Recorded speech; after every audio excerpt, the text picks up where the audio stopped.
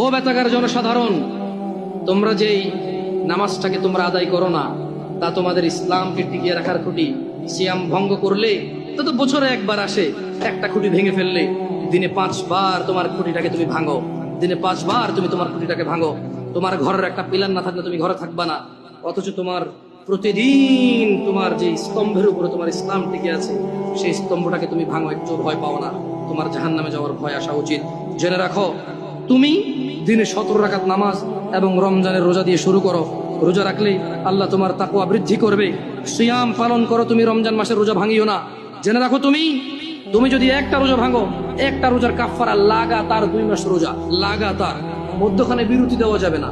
লাগাতার 2 মাস রোজা থাকলে একটার বদলে কাফারা হবে।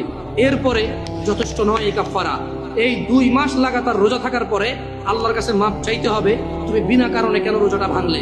এরপরে কিয়ামত পর্যন্ত, বিচারের মাঠ পর্যন্ত অপেক্ষা করা লাগবে এটা জানার জন্য যে তুমি যে তওবা করেছো এই তওবা আল্লাহ কবুল করেছে কিনা। কত ভয়ানক একটা ব্যাপার না? রোজা রাখবা ইনশাআল্লাহ, রোজা রাখবা ইনশাআল্লাহ।